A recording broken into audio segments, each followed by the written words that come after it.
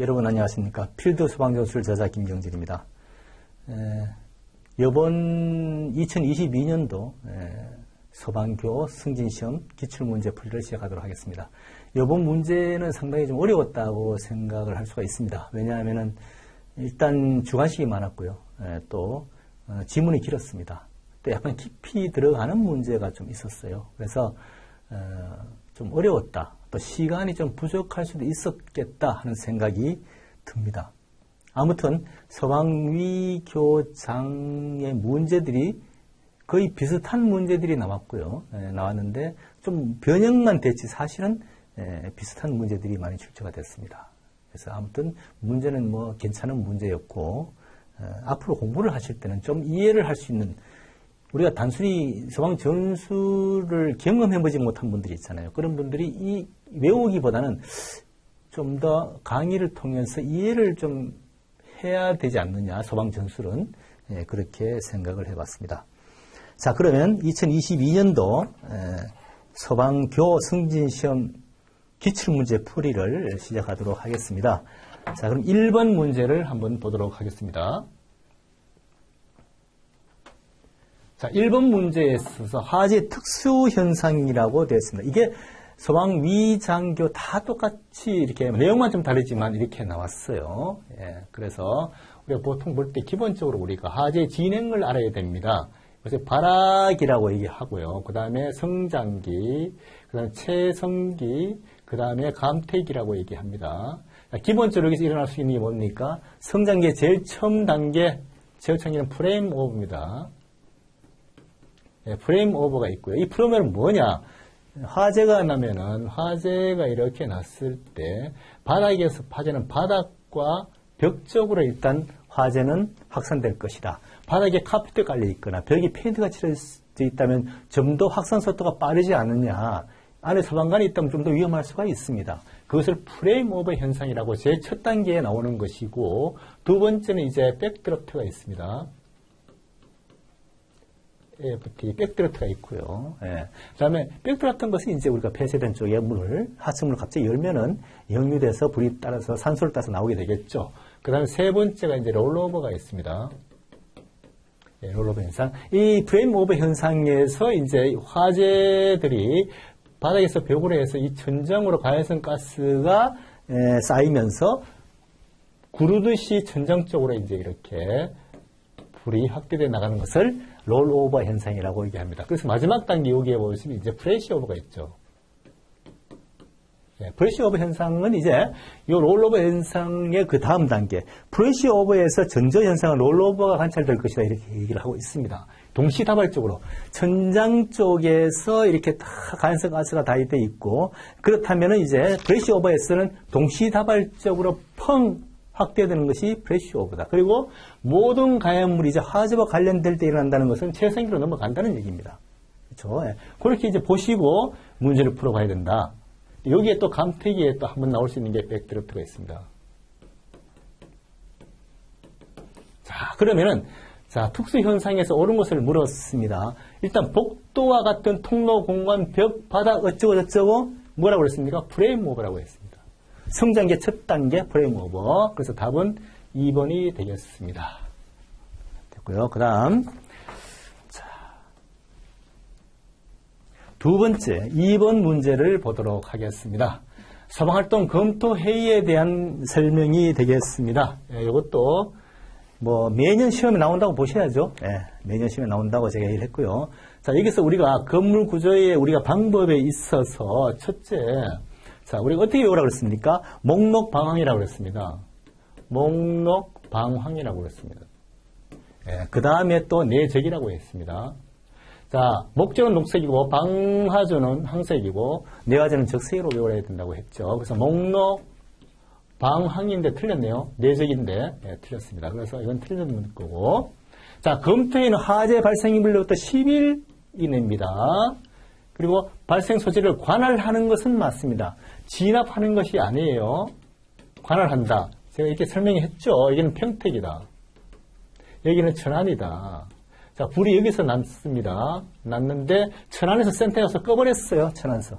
자, 그럼 이것을 천안에서 천안에서 검토회의를 해야 됩니까?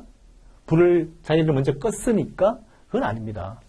불은 비록 여기서 와서 껐지만 평택에서 다 끈 뒤에 왔어. 그러나 우리가 검토회의에서 우리가 개최하는 것은 평택소방서에서 한다. 이렇게 보시면 됩니다.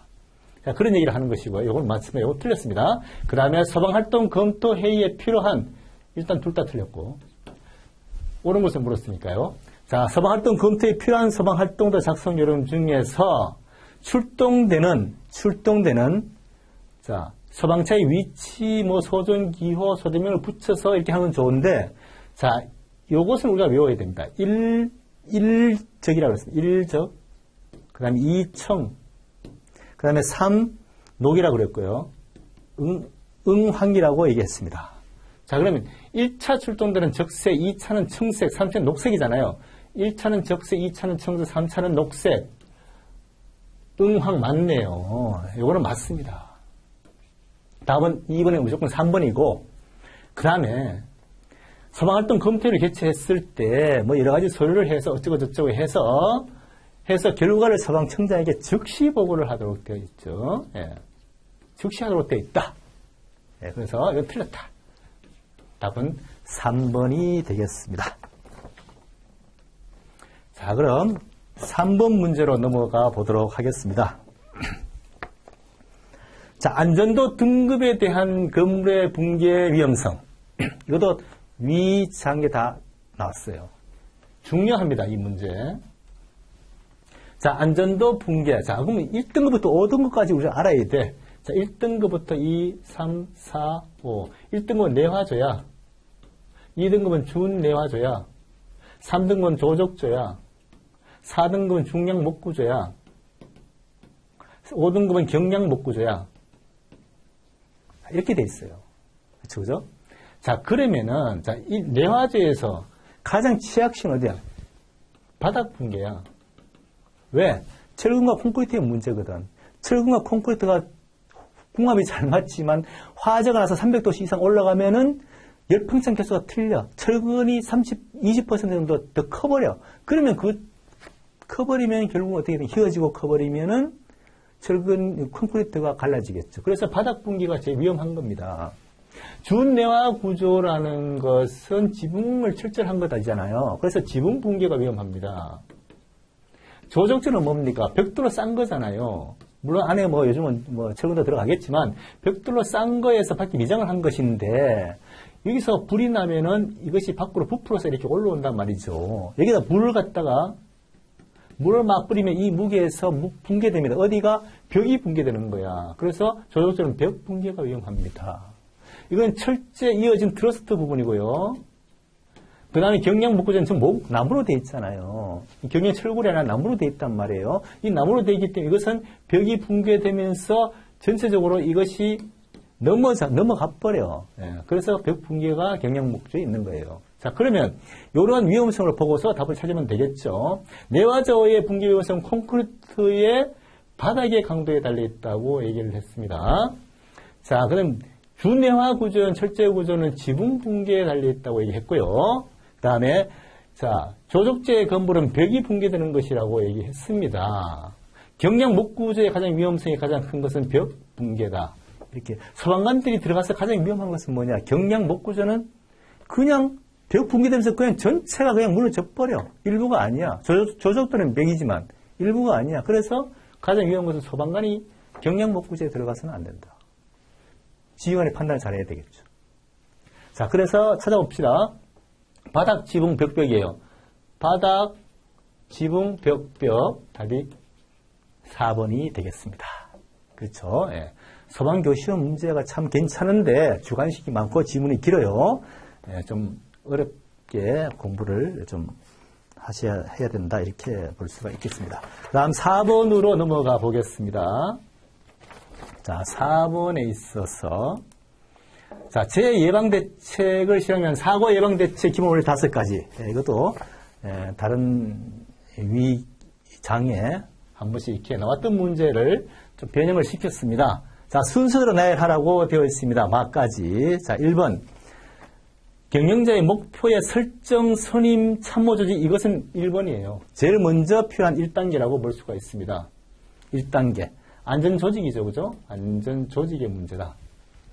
그 다음에 또, 2단계를 쭉 찾아보면 2단계는 검토, 기록이거든요.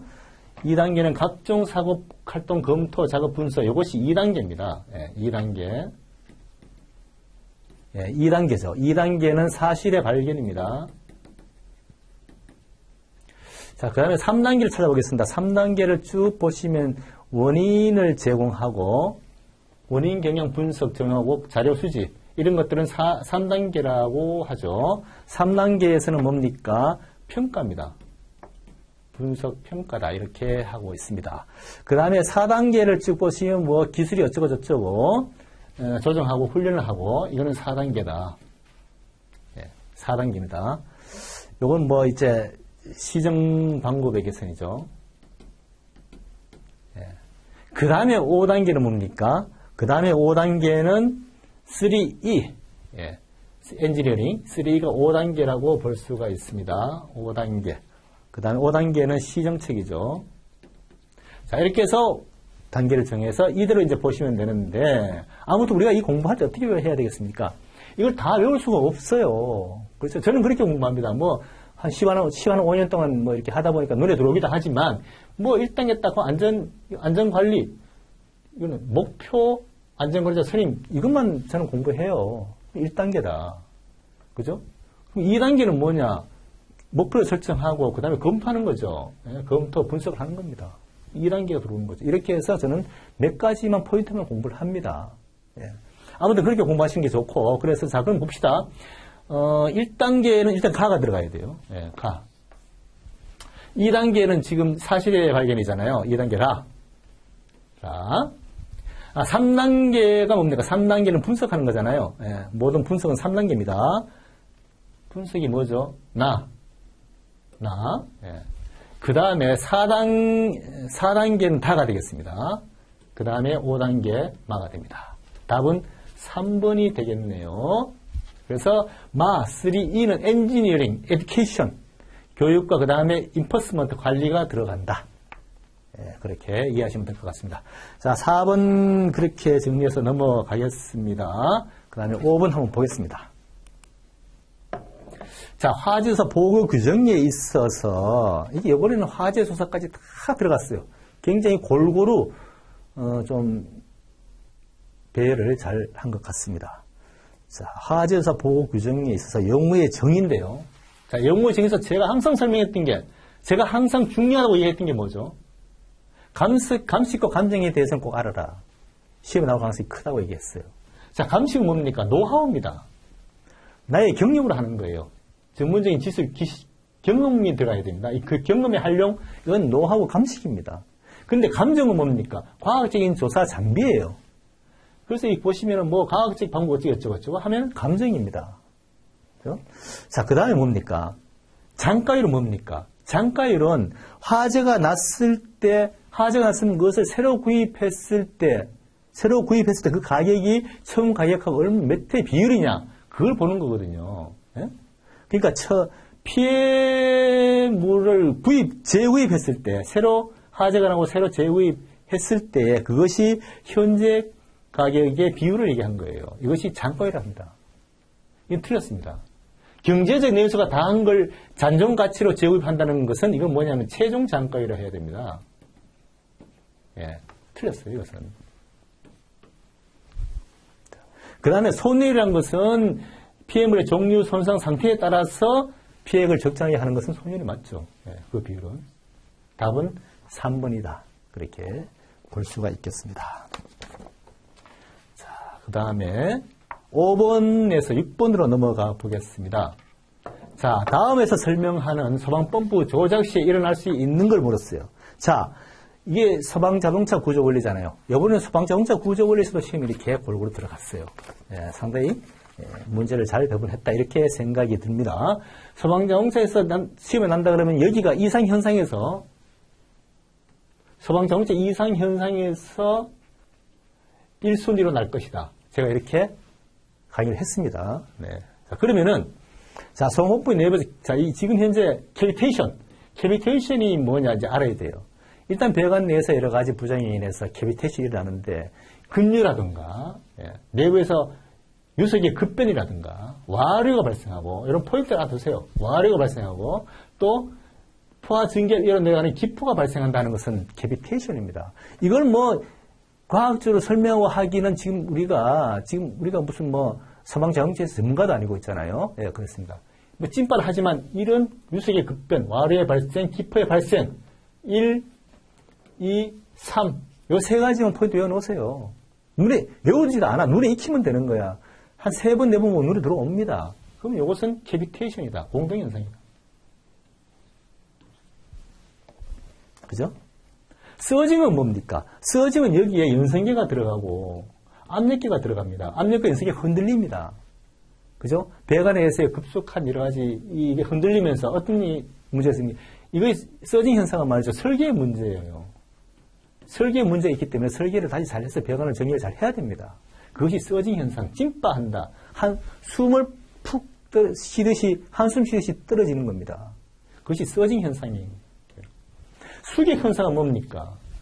수객 현상은 때리는 겁니다. 다시 말하면 방수가 쫙 되는데 갑자기 방수를 팍 닫아버려. 그러면 소방차가 울컥하고 크게 충격을 옵니다. 그것이 수객 현상이라는 거예요. 이것을 방지하기 위해서는 역류 방지 밸브를 다는 겁니다. 그렇죠? 이런 얘기가 나오면 이것은 수객 현상이라고 what hammer 이렇게 얘기하면 되는 거예요. 이거 뭐 필요가 없고. 자, 아무튼 이렇게 해서 우리가 세 가지를 우리가 알아봤습니다.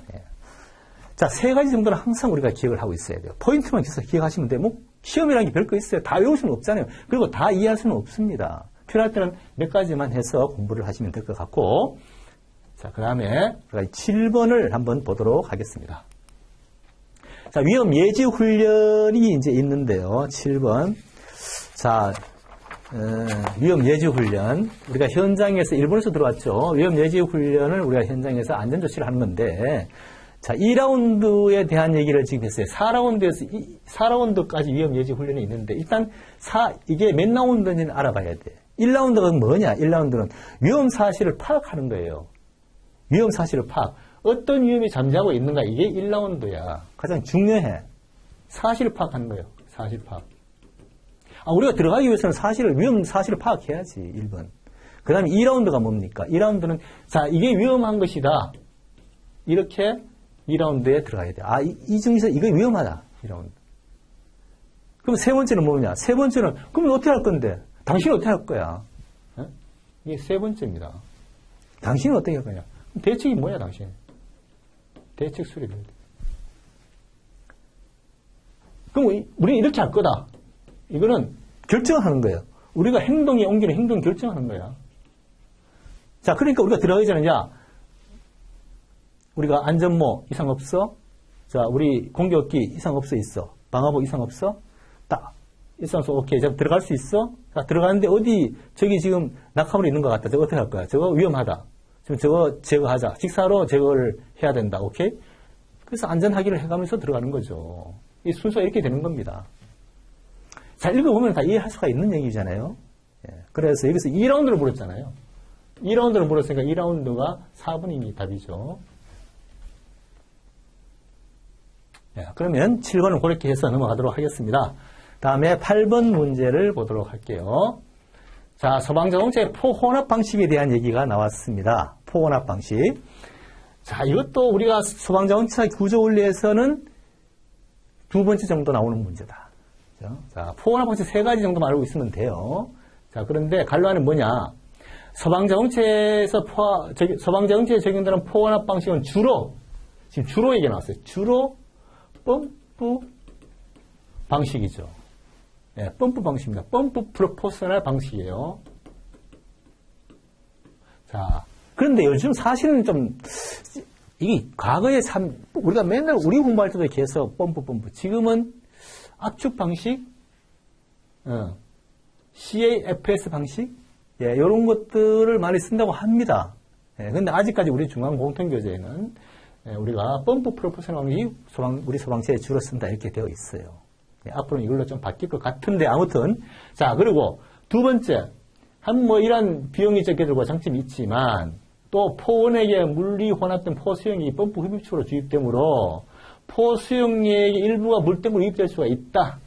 이런 게 있고, 이 중요한 게 아니고, 최근에는 포원액을 펌프 방수축 배관에 압입할 수 있는, 압입기가 들어가는, 요 말 딱 나오면 이건 뭐냐? 프레저 사이드 프로포셔널 방법이라고 합니다. 프레저 사이드 프로포셔널 방법.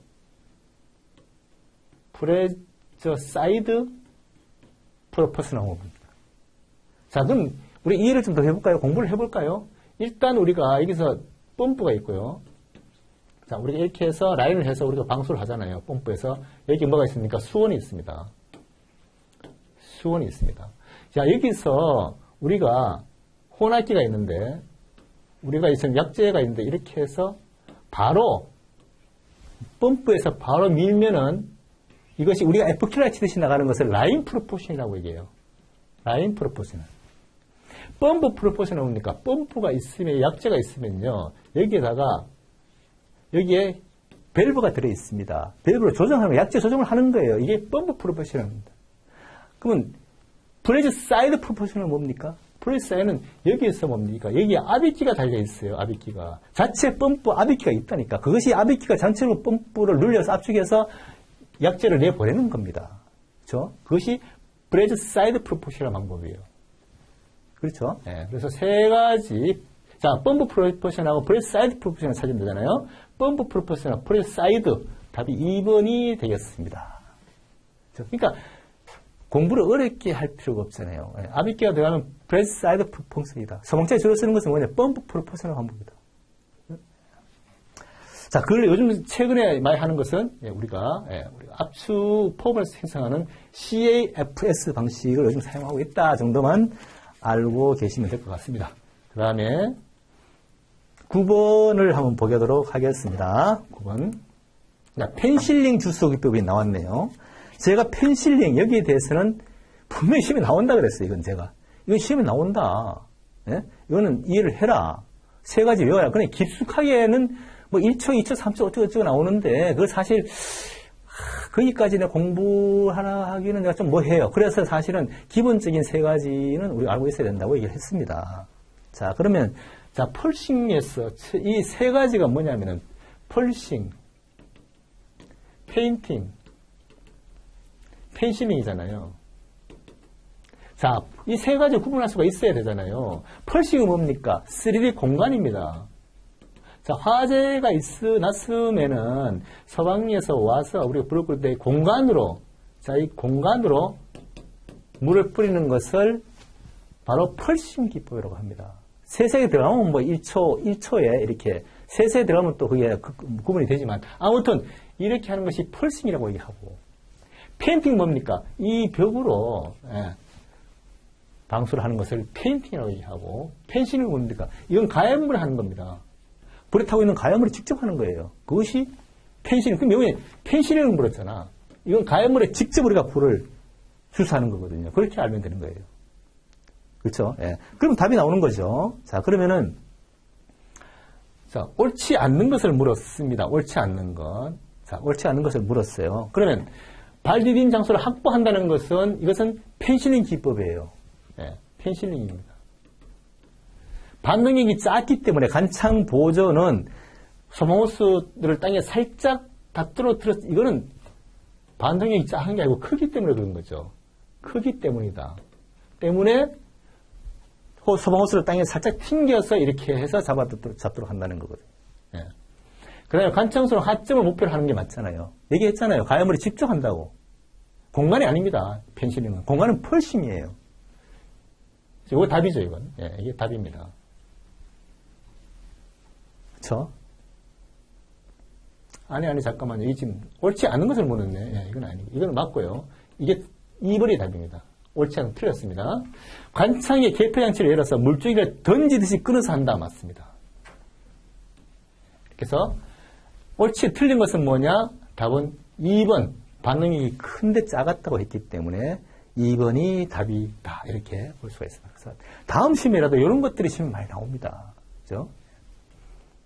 새로운 문제들, 이렇게 좀 이게 고전적인 문제가 아니거든요. 예, 이런 문제가 시험에 나올 수 있다고 제가 강의 시간에 강조를 했습니다. 다 서방역의 3요소. 기본적으로 서방역의 3요소를 우리가 질문을 했는데 좀 풀어서 했지만 서방역의 3요소는 세 가지가 있습니다. 서방이 뭡니까? 일단은 일단은 숙련된 소방관이죠. 소방관. 두 번째는 최신 장비.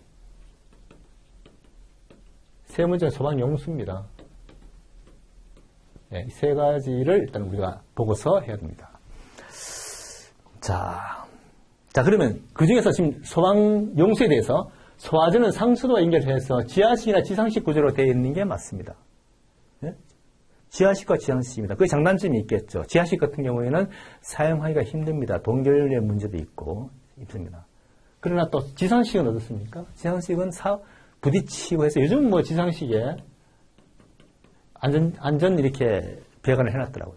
아무튼 사고의 위험도 있고 보기도 안 좋고 있습니다.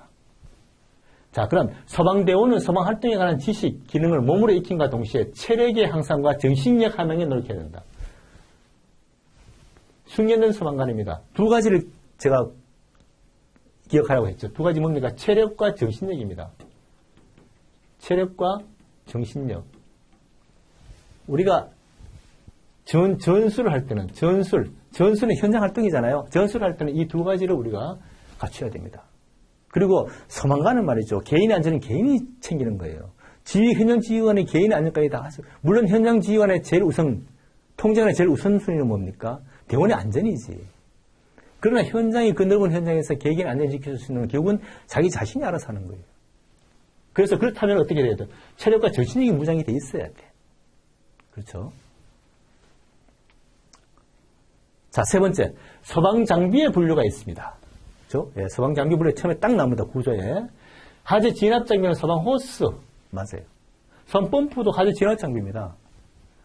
수중펌프는 아닙니다. 종류에 들어가지 않습니다. 과거에 수중펌프가 살짝 들어간 적이 있었어요. 지금 빠졌습니다. 새로 소방장비 분류에 별표인가요? 딱 보면 딱 빠져 있습니다. 답은 3번이 되겠습니다.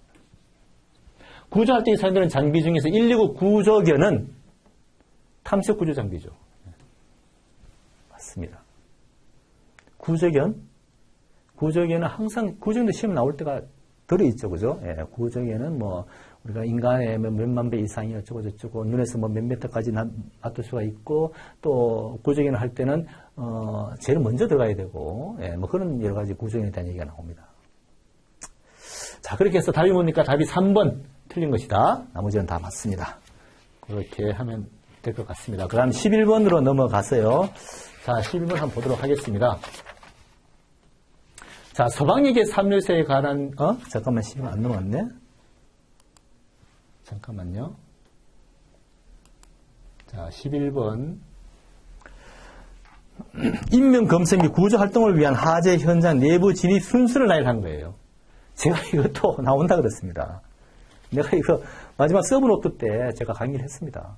그리고 제가 그때 우리 소방사관 학원에서 종로의 그 학원에서 직접 맨 마지막 서브노트에 대한 특강을 했어요. 예. 많이 홍보 때문에 많은 사람이 오지 않았지만 거기서 제가 이 얘기를 했습니다. 시험 나올 가능성이 있다. 문제가 좋거든요. 자, 그러면 이 순서를 지금 얘기한 것인데, 자, 우리가 화재가 났다 이거야. 야, 우리 층에, 내가 뭐, 55층 내부에서, 이게 주방이다. 주방에서 화재가 이렇게 나버렸어요. 그러면, 자, 여기서 우리가 진입 순서를 어떻게 할 것인가? 일단 화점층으로 가는 거야. 1번이야. 그 다음에 뭐죠? 인근층이야. 인근층 2번이 되겠습니다. 3번은 뭐냐? 3번은 전 구역이야. 이게 3번이야. 전체. 4번은 뭐냐? 상층이야. 4번이야. 5번은 뭐죠? 하층이야. 이렇게 해야 돼요. 하점층, 인근층, 전체층, 그 다음에 상층, 하층입니다. 순서가. 예, 시험에 나온다 그랬어요. 자, 그러면 뭡니까? 하점실, 가가 일단은 맞아요. 그 다음에 인근실이 맞습니다. 다가 맞습니다. 그 다음에 뭡니까? 전체 하점층을 얘기해야 돼요. 나가 맞습니다. 그 다음에 하점 상층입니다. 상층 마가 맞습니다. 그 다음에 야가 맞죠. 답은 2번이 되겠습니다. 그렇잖아요. 예. 중요합니다.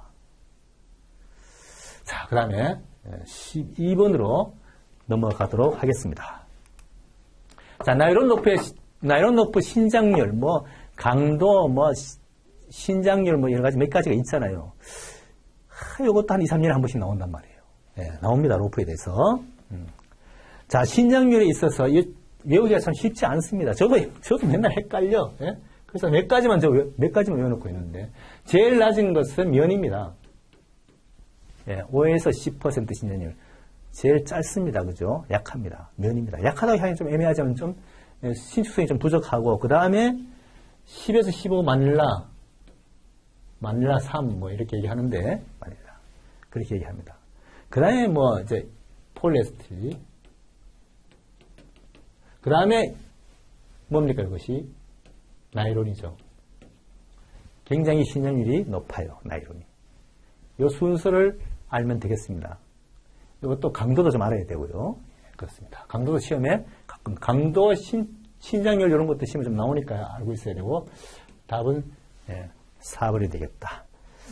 그렇게 보시면 될 것 같습니다. 단답식 이런 것들 몇 개 없어요. 그런데 여기는 지금 서방교 시험에 그래도 단답식이 몇 개가 있습니다. 자, 화학사고에서 누출 처리 방법인데 뭘 물었지? 이거는 서방위장에 다 나왔어요. 그런데 서방장에 좀 깊이 나왔죠. 설명까지 다 달아가지고 뭐 그럴 필요는 없는데 하여튼 그렇게 나왔습니다. 자, 일단 이거는 뭡니까? 물리적 방법과 화학적 방법을 구분하라 이런 얘기거든요.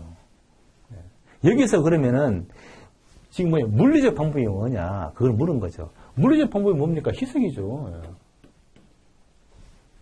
물을 희석시키는 거 아니에요. 물리적 방법이죠. 나머지 이런 것들은 다 화학적 산소와 관계 있습니다. 산소와 결합해서 관계 있는 것이라 화학적인 처리 방법이에요. 그래서 답은 3번이 되겠다. 이건 뭐 굉장히 쉬운 문제고, 뭐 조금 외운다기보다는 조금 일단 외우면 되는 거죠. 일단 한 가지만 하면 돼. 항상 공부할 때는 물리적만 외워놓으면 돼. 화학적 외우지 마. 네? 이런 것들을 한 개 외우면 돼. 자, 그렇게 해서 하게 돼요. 예.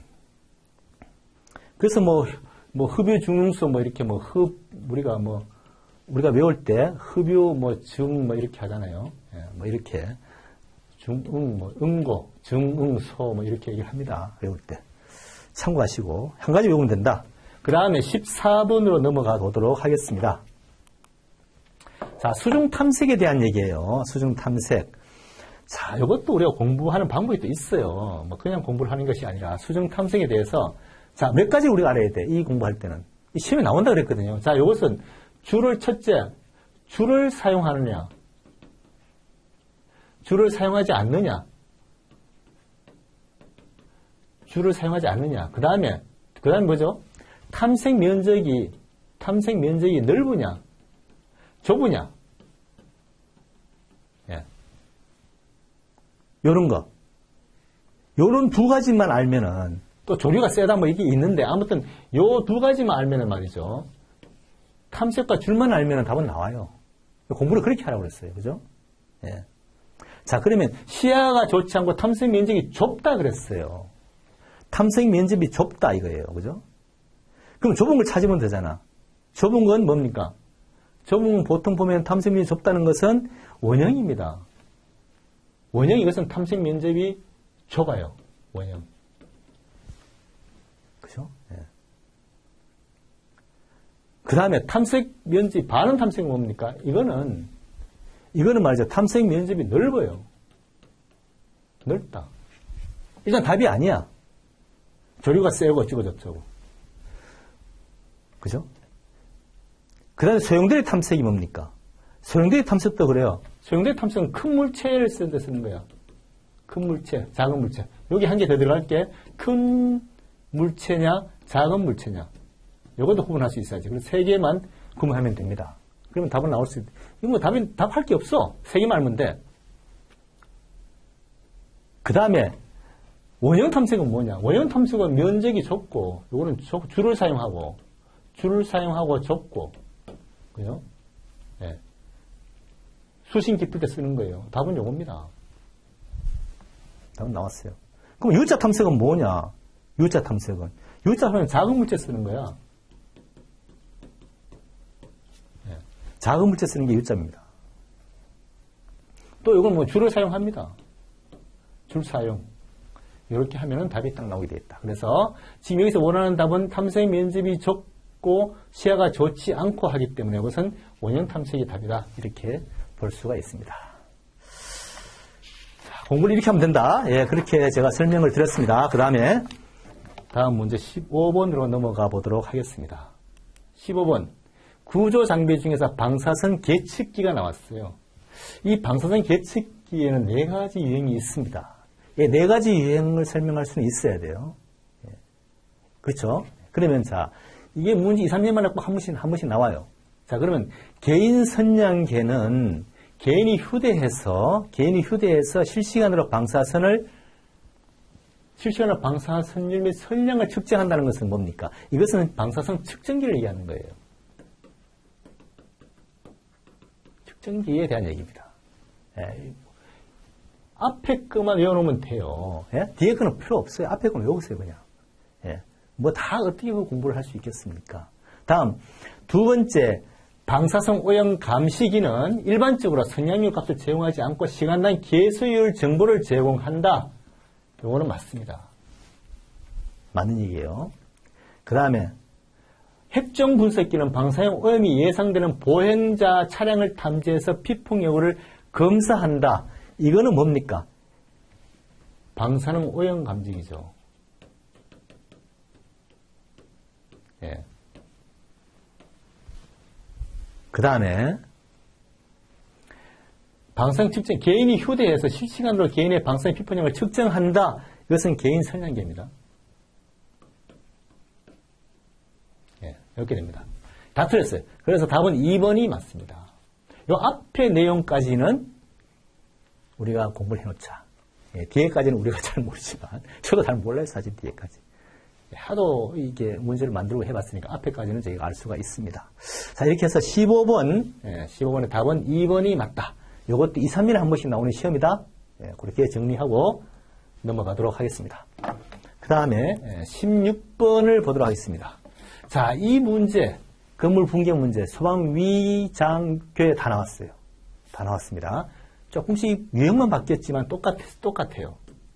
자, 그럼 봅시다. 2차 붕괴 중에서 가장 취약한 형태가 뭐냐? 딱 나와요, 답이. 예? 캔틸레버 행위라고 얘기했잖아요. 캔틸레버가 뭡니까? 한쪽만 지지되어 있는 거잖아요. 다시 말하면은 여기서 요렇게, 요것이 캔틸레버 행위다. 여기에 사람이 있다면은 굉장히 위험합니다. 여기만 붙어있기 때문에 떨어질 수가 있거든요. 2차 사고, 2차 위험이 있는 것이, 가장 위험이 있는 것이 캔틸레버 행위예요. 팬케이크는 뭡니까? 팬케이크는 가장 취약한 거예요. 사람이 들어갈 수 있는 공간이 없어. 시루떡이야. 팬케이크. 경산붕괴는 뭡니까? 한쪽이 무너져 있는 거죠. 양쪽 벽면에 한쪽만 무너져 있는 것이 경산이고 여기 사람이 있을 수 있는 공간이 있어. V자는 뭡니까? 양쪽 다 무너져 있는 거예요. 사람이 들어갈 수 있는 공간이 양쪽에 다 있어요. 이건 V자 행위야. 그래서 시험에 보통 보시면은 팬케이크와 캔틸레버가 많이 나옵니다. 이건 2차 붕괴 위험성, 팬케이크는 최악의 입니다. 됐죠?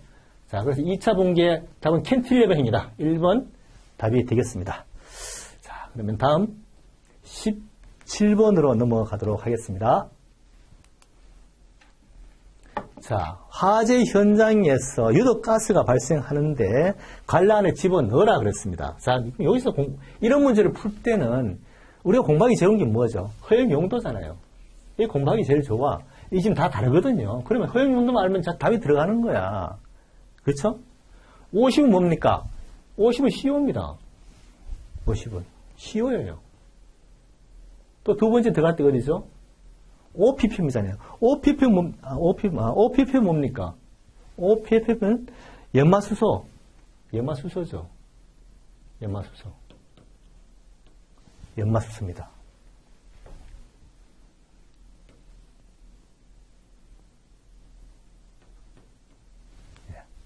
염화수소. CHCl. 자, 그 다음에 뭡니까? 그 다음에 암모니아 25 맞고요. 그 다음에 0.1 뭡니까? 0.1은 포스캔이잖아요. 네, 포스캔. 독일병정, 포스캔. 자, 이렇게 해서 우리가 공부할 때는, 물론 5 중에 2개는 있지만, 기본적으로 우리가 딱 봤을 때 이 내용이 좀 문제 확 들어오지 않을 때는, 허용 용도로만 딱 외우고 있으면은, 예, 답이 하기가 쉽다. 이렇게 제가 설명을 한 적이 있습니다. 자, 그래서 OPP는 2가지가 있으니까, 여기서 이제 아황산가스는 보통 부분 염화수소, CHCl, 이것은 플라스틱 PVC라는 것을 들어가요. PVC 들어가는 것이 염화수소다. 이렇게 외워놓으시면 될 것 같습니다. 됐죠? 공부하기가 쉽습니다. 공부는 그렇게 해야 되는 거예요. 그 다음. 자, 18번 보도록 하겠습니다. 자, 18번에 가티로가 나왔는데요. 119 구조구분항 법률에 있어서, 위급한 상황을 거짓으로 알린 경우, 위급한 상황을 거짓으로 알린 경우에 가티로 기준이 있습니다. 가티로 기준이 어떻게 되어 있죠? 예, 이렇게 되어 있습니다. 1차, 2차, 3차가 되어 있어요. 나와 있습니다. 자, 1차, 2차, 3차. 1차는 뭡니까? 200, 300, 400이죠. 그죠? 아니, 잠깐만, 틀렸네. 잠깐만요. 이게 400입니다, 400. 자, 2차가 400이고, 3차가 500이죠. 그래서 제일 크게 나가는 것은 500만 원이다. 이렇게 공부를 하시면 되고. 자, 그러면 1, 2, 3차, 2, 4, 5. 자, 그럼 몇 번이라고 그랬어요? 2회 위반. 2회 위반은 400이죠. 네, 400만 원이다. 이것만 외워놓으시면 됩니다. 자, 됐고요. 다음 문제 넘어가도록 하겠습니다. 자, 우리가 구급에서 우리가 개론에서 자, 우리가 명시적 동의와 묵시적 동의가 있어요. 자, 이 구분을 할 수가 있는 게 명시적은 뭡니까? 정신이 멀쩡한 사람이야. 내 질문을 알아들을 수 있는 사람이 명시적이에요. 그건 내가 내 구급되는데 이렇게 처치할 겁니다. 해도 되죠? 오케이. 그건 명시적인 거야. 묵시적이 문제야. 이 묵시적은 뭐냐? 대답할 수 없는 상태야. 이러면 정신질환이라든지, 아니면 뭐가 있죠? 미성년자. 그죠? 예. 그 다음에 술이 취했거나 정상적이지 못한 거. 그것이 다 묵시적이죠. 그죠? 그럼 미성년자 같으면 미성년자는 뭐면 보호자. 이런 사람들이 대신해서 할 수도 있고. 그렇습니다. 자, 그러면 자, 그럼 명시적으로 물었단 말이에요. 그럼 한 개, 나머지는 다 묵시라는 얘기야. 손가락 골절로 당했다. 5세, 이건 미성년자잖아요. 자, 이거는 묵시적이라고 할 수 있죠. 네. 세동 리듬을 보이는 심정지 환자가 있어요. 이거는 뭡니까? 긴급 환자야. 네, 이것도 묵시적으로 할 수가 있단 말이죠. 긴급 환자. 묵시적. 자, 사탕을 먹다가 부분 기도 폐쇄 징후. 부분 기도 폐쇄 징후는 대화를 할 수가 있어요. 그래서 이것은 명시적이라고 볼 수가 있습니다. 그 다음에 하늘 날 수 있다 이런 망상은 정신질환자잖아요. 질환자. 그래서 보니까 답은 3번이다. 나머지는 다 묵시적에 해당이 된다 이거죠. 그렇죠? 예. 좋습니다. 19번. 자, 개론에서, 구급 개론에 나왔던 문제가 되겠습니다. 20번 넘어가겠습니다. 환자 상태에 따라서 환자 자세가 나와 있습니다. 환자 자세. 자, 자세가 이제 옳은 것이 뭐냐 물었습니다. 자, 쇼크 환자는요, 엎드린 자세가 아닙니다. 아이고, 죄송합니다. 자꾸 이걸, 잠깐만요. 쇼크 환자, 자세 20번이죠.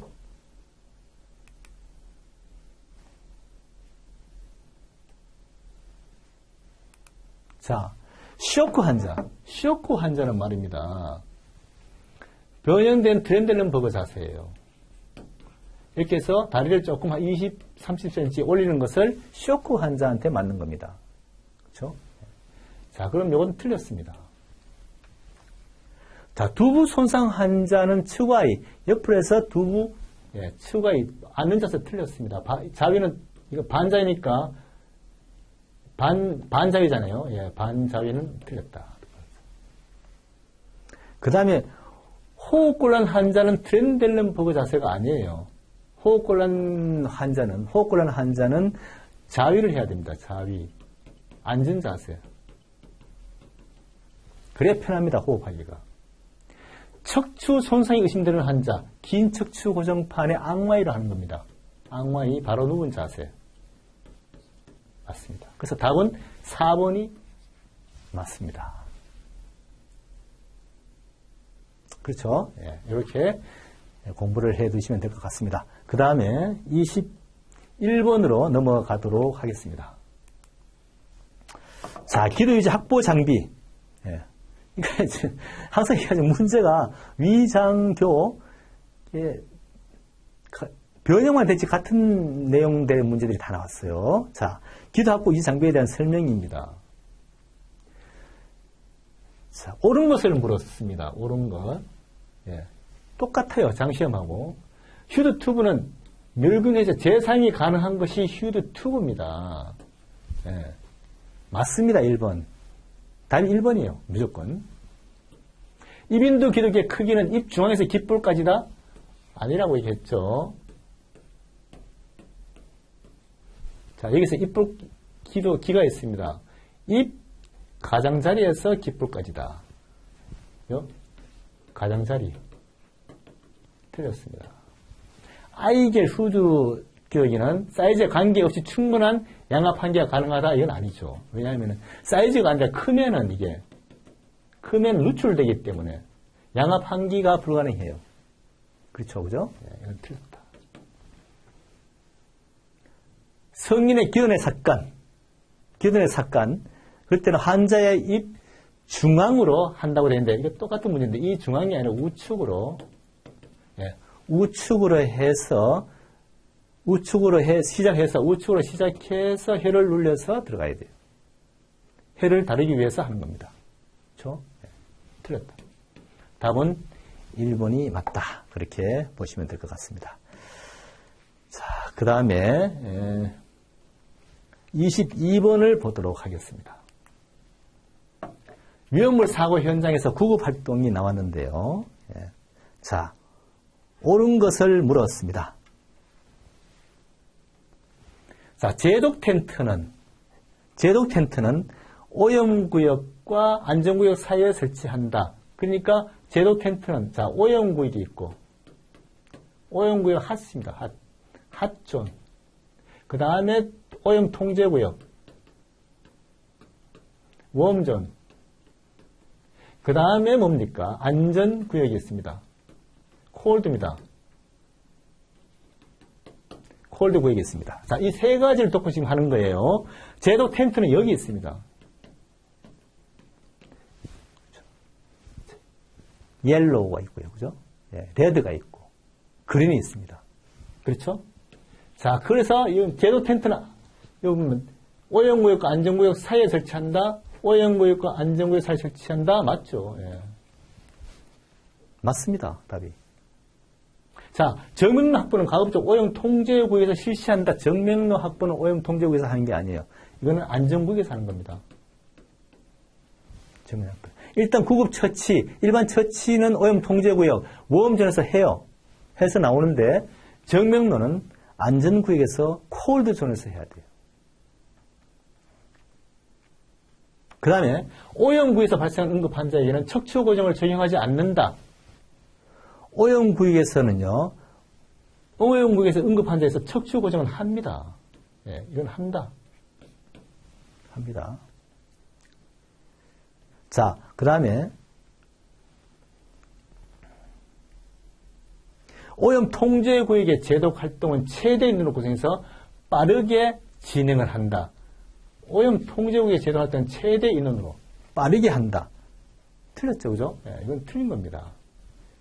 오염 제독을 최대 인원으로 구성해서 빠르게 하는 게 아닙니다. 그 절차에 맞게 레드, 옐로우, 그린으로 그렇게 하는 것이 맞습니다. 그래서 답은 1번이 되겠습니다. 자, 그 다음에 22번을 보도록 하겠습니다. 23번으로 넘어가도록 하겠습니다.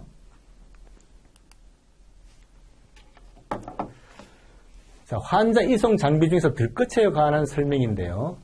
옳은 것을 물었습니다. 자, 옳은 것을 물었어요. 봅시다. 접이식 들것은 액선 투시가 가능하다. 액선 투시가 접이식이 아닙니다. 액선 투시가 가능한 것은 가변형이죠. 자, 바구니형 들것. 아까 설명했습니다. 이 바구니형 들것. 이 바구니형 들것은 눈, 얼음 다 사용할 수 있고요. 산악에서도 사용할 수가 있어요. 이거는 옳은 것을 맞는 것입니다. 답이. 바구니형 들것은. 자, 분리형 들것은 이 분리형 들것이 있잖아요. 분리형 들것.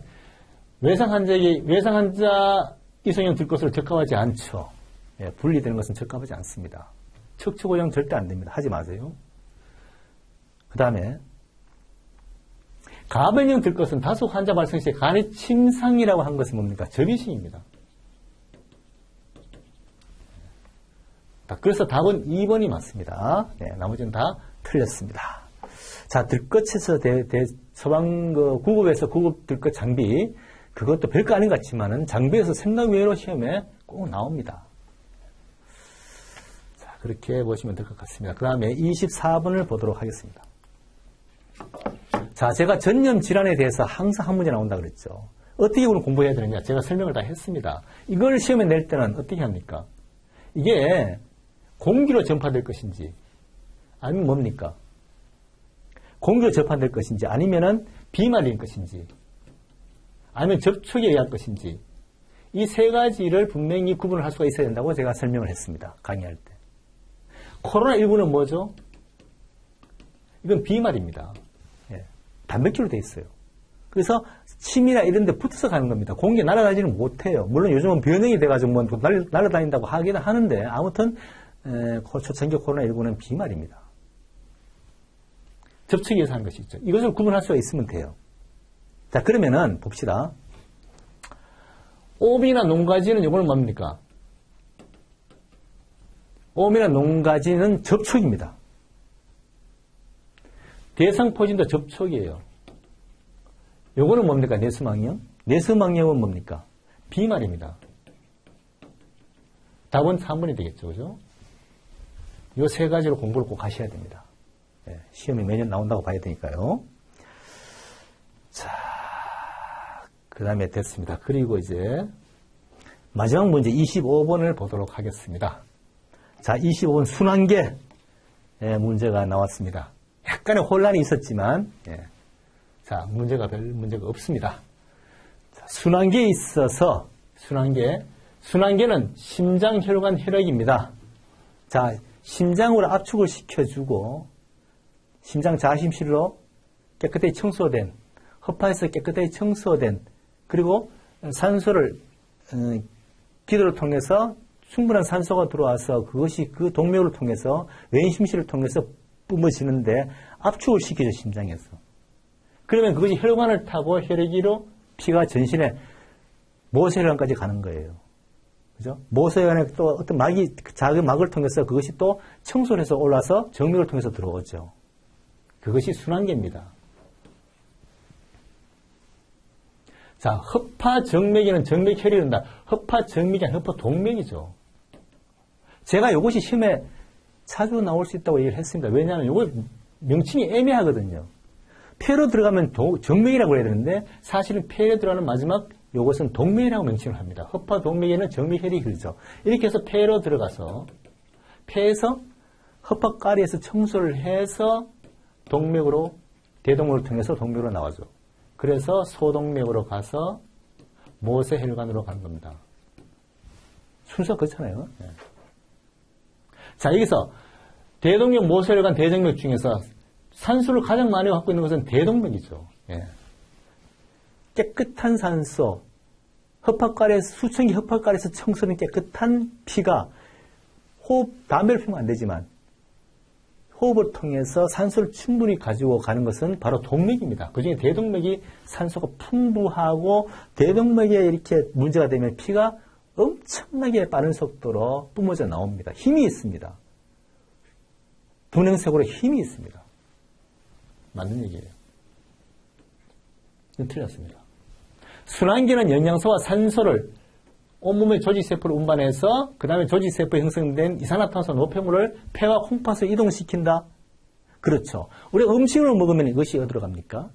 위나 위로 해서 이것이 이렇게 소화가 돼서 피로 흡수가 되잖아요. 산소와 영양분을 피로 흡수가 됩니다. 산소는 물론 폐에서 받아서 오지만 영양분이 피로 가서 그 피는 전신을 돌면서 세포를 살리죠. 그렇잖아요. 예. 그런데 거기서 이 피가 모세혈관까지 가서 세포를 살리지만 거기서 정맥을 통해서 더러운 쓰레기를 청소해서 정맥을 통해서 들어와서 다시 폐로 들어갑니다. 어디로? 허파동맥을 통해서 허파동맥을 통해서 폐로 들어가죠. 그렇죠. 그런데 거기서 콩팥이 딱 나오니까 이게 애매한 거예요. 아, 이게 콩팥이 여기 왜 나오지? 그런데 아무튼 콩팥도 들어가서 독을 해소하는 것으로 간다. 그렇게 해서 답은 2번이다. 그렇게 보시면 되겠습니다. 자, 그렇게 해서 우리 소방교 2022년도 소방교 승진 시험 기출문제 풀이를 다 했습니다. 소방교 시험을 보신 분들은 뭐 제가 강의를 기본서부터 문제지까지 다 마지막 서브노트까지 파이널 문제까지 제가 강의를 다 했습니다만 소방교 시험이 굉장히 처음 보시는 분들은 주관식이 나오고 지문이 길어서 좀 어렵다고 생각하지만 기본만 잘 우리가 이해를 하면 사실 전수에서 어려운 문제가 별로 없습니다. 그래서 또 강의를 듣는 것이 혼자 공부하는 것보다는 소방전술은 강의를 들어서 이해를 하는 것이 공부하는 방법을 익히는 것이 참 좋다고 생각합니다. 그래서 교시험 보시는 분들은 앞으로 교시험만 잘 해놓으면 저도 시험으로 계속 올라왔잖아요. 시험으로 올라온 사람이에요. 그래서 교시험만 잘 보면 장하고 위는 따라서 승진시험에 합격될 가능성이 큽니다. 여러분. 그래서 여러분 소방 위를 달 때까지 열심히 우리가 젊을 때 이 젊을 때 고생하는 거예요. 20대 준비해서 항상 제가 얘기하는 것이 20대 준비하면 30대 이룰 수 있고 40대 즐길 수 있다. 이것이 제가 약간의 철학이 있습니다. 그렇게 해서 여러분들 좋은 결과 오기를 기대하면서 마치도록 하겠습니다. 수고했습니다.